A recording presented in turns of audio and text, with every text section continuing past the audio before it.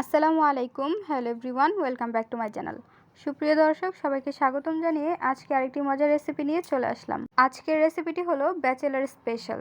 একদম সহজে ঝটপটভাবে এই রেসিপিটি তৈরি করে নেওয়া যায়। সকালে রুটি বা পরোটার সঙ্গে এই ডিম টমেটো রেসিপিটি করে নিতে পারেন। চলুন রেসিপিটি দেখা যাক। বিসমিল্লাহির রহমানির রহিম।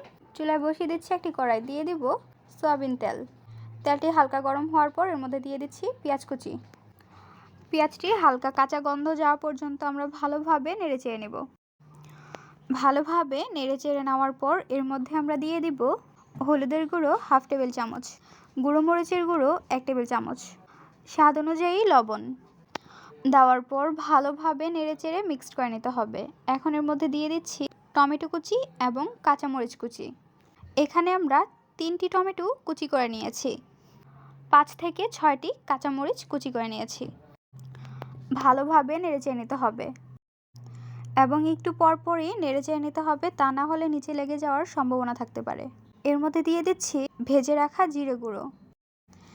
জিরে গুঁড়ো দেওয়ার পর আবারও ভালোভাবে নেড়েচেড়ে নিতে হবে। যখন টমেটো ভালোভাবে কষানো হয়ে যাবে, চারপাশে তেল উঠে আসবে, তখন আমরা এর মধ্যে দিয়ে দিব ডিম। ডিমটি দেওয়ার পর ভালোভাবে নেড়েচেড়ে মিক্সড করে নিতে হবে। 2 থেকে 3 মিনিটের মতো আমরা মিডিয়াম ফ্লেমে নেড়েচেড়ে নেব এবং খেয়াল রাখতে হবে যেন নিচে না লেগে যায়। আমাদের এই ডিম টমেটো রেসিপিটি প্রায় তৈরি হয়ে গিয়েছে। চুলায় আর 2 থেকে 3 মিনিটের মতো নেড়েচেড়ে আমরা পরিবেশন করে নেব। দেখতে পাচ্ছেন ডিম টমেটো ভাজির চারপাশে তেল উঠে আসছে। এখন আমরা চুলাটি অফ করে দিব। তৈরি হয়ে গেল ডিম টমেটো ভাজি। সকালে রুটি বা পরোটার জন্য একদম পারফেক্ট। এই রেসিপিটি খুব সহজেই এবং ঝটপট তৈরি করে নেওয়া যায়।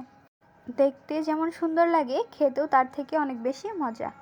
ডিম টমেটো ভাজির রেসিপিটি আপনাদের কাছে কেমন লেগেছে তা অবশ্যই জানিয়ে দিবেন কমেন্টের মাধ্যমে। ভিডিওটি যদি ভালো লাগে অবশ্যই একটি লাইক করে দিবেন। আমাদের চ্যানেলে আরও মজার মজার রেসিপি পেতে সাবস্ক্রাইব করতে ভুলবেন না। আজকের পর্বে এখানেই বিদায় নিচ্ছি গাইস। আসসালামু আলাইকুম, ভালো থাকবেন সবাই। আল্লাহ হাফেজ।